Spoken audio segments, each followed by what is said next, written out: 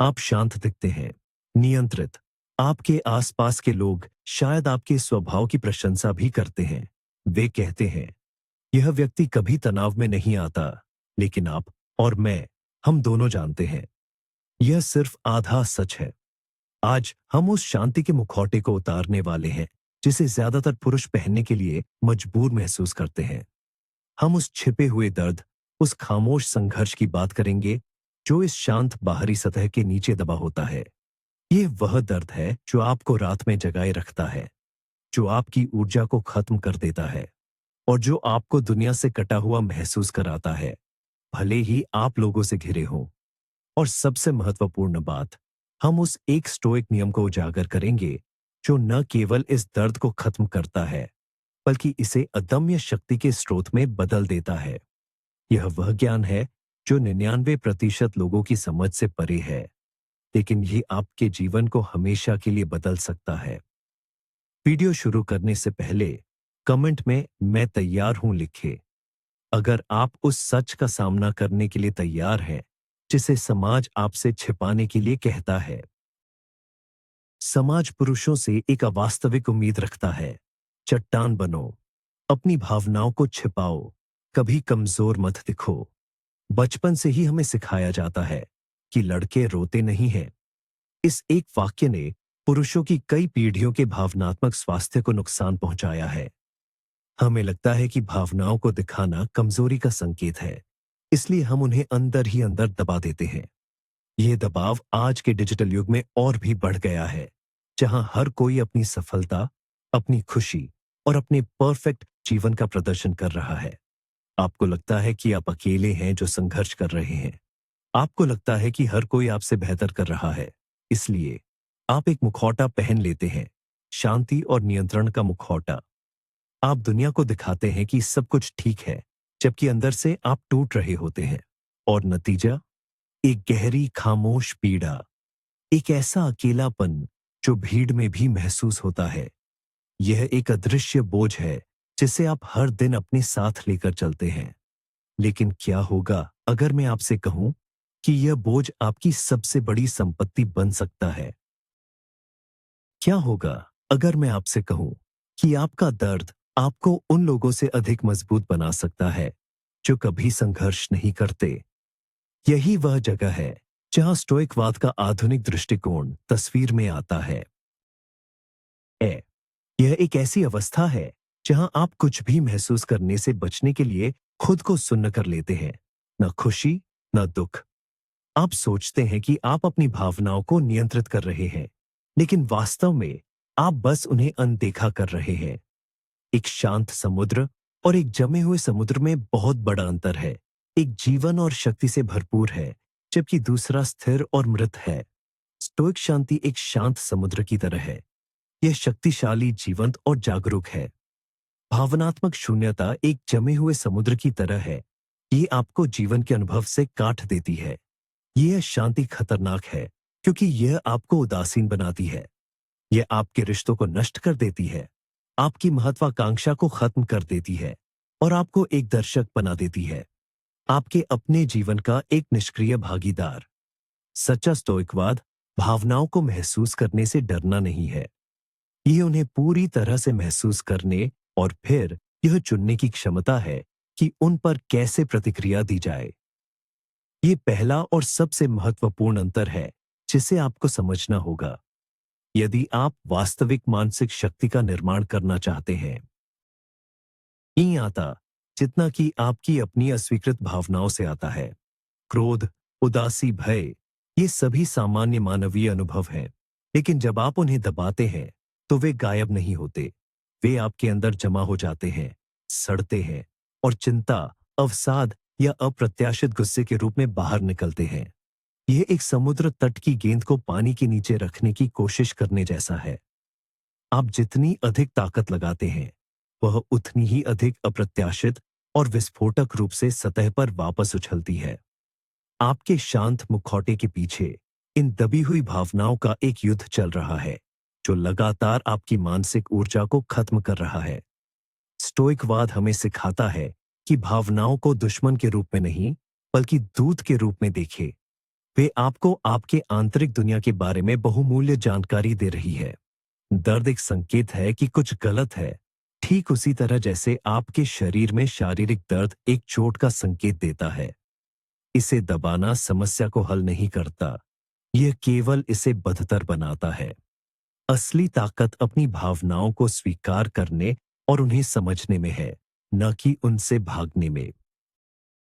Stoic अवलोकन का सिद्धांत। दर्द से दूरी बनाना। तो आप इन भावनाओं को बिना उनके द्वारा नियंत्रित हुए कैसे स्वीकार करते हैं?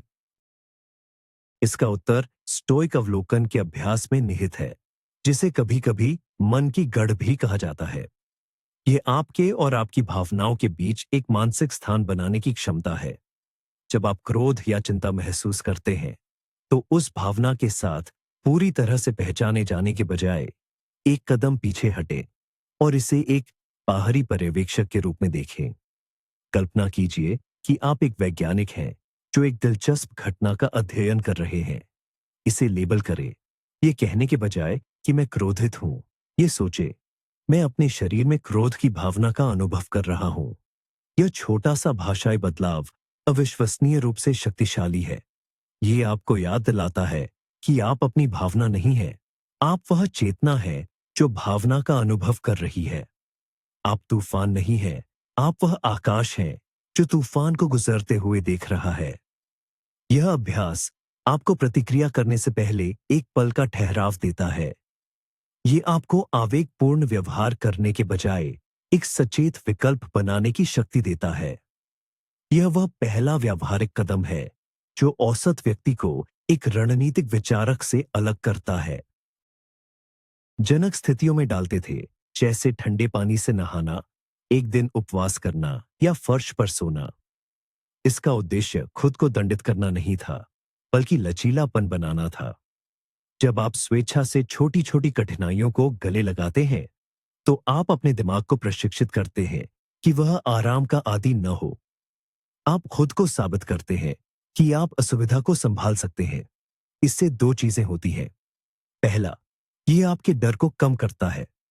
जब आप जानबूझकर ठंड का सामना करते हैं, तो आप अनपेक्षित ठंड से कम डरते हैं। दूसरा, यह आपकी कृतज्ञता को बढ़ाता है। एक ठंडे स्नान के बाद गर्म पानी एक लग्जरी जैसा लगता है। एक दिन के उपवास के बाद साधारण भोजन एक दावत जैसा लगता है। यह अभ्यास आपके छिपे हुए दर्द पर भी लागू होता है। अपनी भावनाओं से भागने के बजाय जानबूझकर उनके साथ बैठे। कुछ मिनटों के लिए उस चिंता या उदासी को महसूस करने की अनुमति दें। आप पाएंगे कि यह आपको मार नहीं डालेगी। वास्तव में इसका सामना करके आप इसकी शक्ति को खत्म कर देते हैं। ये आपके मानसिक जिम में वजन उठाने जैसा है। ये आपको मजबूत बनाता है।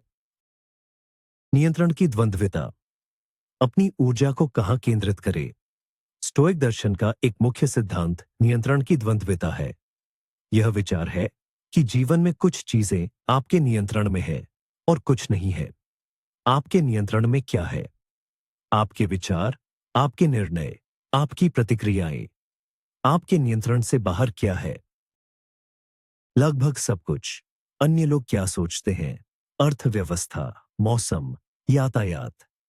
अधिकांश पुरुषों का छिपा हुआ दर्द इस बात पर अपनी मानसिक ऊर्जा बर्बाद करने से आता है कि वे क्या नियंत्रित नहीं कर सकते। वे इस बात से परेशान रहते हैं कि उनके बॉस ने उनके बारे में क्या कहा या बाजार में क्या हो रहा है।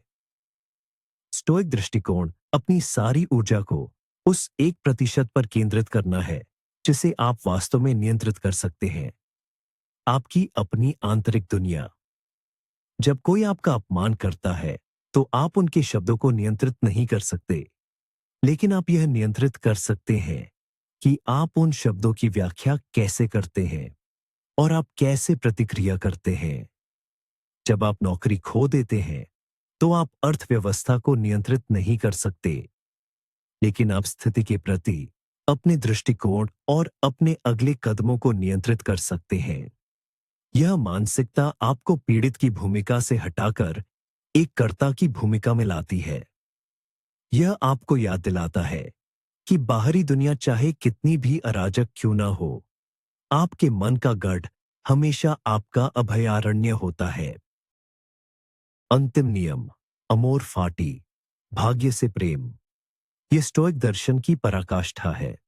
यह सिर्फ जीवन की कठिनाइयों को सहन करने के बारे में नहीं है, बल्कि उन्हें गले लगाने और उनसे प्रेम करने के बारे में है। यह इस विचार को स्वीकार करना है कि आपके साथ जो कुछ भी होता है, अच्छा या बुरा, वह आपके चरित्र को आकार देने और आपको मजबूत बनाने का एक अवसर है। जब आप किसी बाधा का सामना करते हैं, तो यह पूछने के बजाय, ये मेरे साथ क्यों हो रहा है? स्टोइक पूछता है, यह मुझे क्या सिखा रहा है? यह मुझे कैसे मजबूत बना सकता है? यह मानसिकता दर्द को ईंधन में बदल देती है। यह आपको हर स्थिति में अवसर देखने की अनुमति देती है। एक कठिन ग्राहक आपको धैर्य सिखाता है। एक वित्तीय नुकसान आपको मितव्ययिता सिखाता है। एक टूटा हुआ रिश्ता आपको भावनात्मक लचीलापन सिखाता है। अमोर फाटी का अभ्यास करने का मतलब यह नहीं है कि आप दर्द का आनंद लेते हैं। इसका मतलब है कि आप समझते हैं कि दर्द विकास के लिए एक आवश्यक घटक है। एक मांसपेशी को मजबूत होने के लिए टूटना पड़ता है। एक हीरे का निर्माण अत्यधिक दबाव में होता है।